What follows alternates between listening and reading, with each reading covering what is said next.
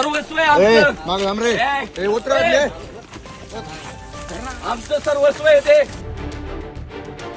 शरद पवार एकनिष्ठ कार्यकर्त्यासाठी धावून आले. विकास लवांडेंना धमकी देणाऱ्या संग्राम भंडारेंवर कारवाईच्या मागणीसाठी शरद पवार थेट मुख्यमंत्री फडणवीसांनाही भेटणार आहेत. पण पवार स्वतः विकास लवांडेंसाठी मैदानात का उतरतायत ते पहा. त्याचं झालं असं की शनिवारी शरद पवारांच्या राष्ट्रवादीचे प्रवक्ते विकास लवांडेंवर कीर्तनकार संग्राम बापू भंडारेंनी शाईफेक केली. नादाला लागू नको म्हणत धमकीही दिली. तू मला म्हणायचं होतं काय, तुला घुसखोर म्हणायचं होतं ना. घुसखोर म्हटलं असतं तरी चाललं असतं. तू गुरुवाऱ्यांना बोलायचं नव्हतं. तू आमचं सर्वस्व आहे ते. सर्वस्व आहे आमचं. माग थांब रे. ए, उतरवले. आमचं सर्वस्व आहे ते. लवांड्या बाजून तू थांब की जरा 2 मिनिट.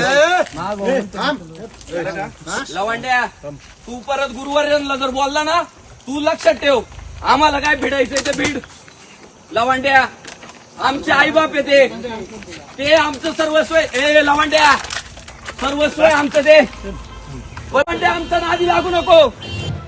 त्यानंतर दिवसभर लोणी काळभोर स्टेशनमध्ये ठिय्या मांडल्यानंतर पोलिसांनी गुन्हा नोंदवून घेतला. पोलीस स्टेशनमध्ये असतानाच आमदार रोहित पवारांनी विकास लवांडेंचं शरद पवारांसोबत बोलणं करून दिलं होतं. आज लवांडे शरद पवारांना भेटले.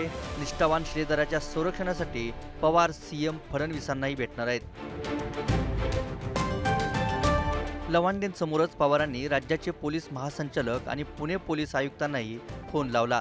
संग्राम भंडारेंसह साथीदारांवर कारवाई करून लवांडेंना कायमस्वरूपी पोलीस संरक्षण देण्याची मागणी पवारांनी केली आहे. शरद पवारांच्या भेटीनंतर विकास लवांडेंनीच कोणती चर्चा झाली याबाबत खुलासा केलाय. आमच्या पक्षाच्या सगळ्या प्रमुख नेत्यांचे मला फोन आले होते. रोहितदादा पवार आमदार, आमचे युवा नेते तिथे आले होते. 1000, 500, 1500, 2000 लोक तिथं दिवसभर जमले होते. आणि पवार साहेबांचा मला फोन आला होता. रात्रीच मला बोलवलं होतं, पण मी रात्री येऊ शकलो नाही. मग साहेबांचा परत निरोप आला. आज सकाळी मला बोलवल्याप्रमाणे मी तिथे साहेबांकडे आज पुण्यात आलो. साहेबांना सगळा घटनाक्रम सांगितला. साहेबांनी या सगळ्या घडामोडी समजून घेतल्या. आणि ही विचारांची लढाई चालू ठेवा. अभिव्यक्ती स्वातंत्र्य आहे.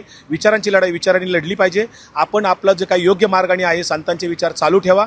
आणि मग साहेबांनी हा घटनाक्रम समजल्यानंतर घटनेचं गांभीर्य काय आहे ते राज्याच्या पोलीस महासंचालकांना फोन करून सांगितलं.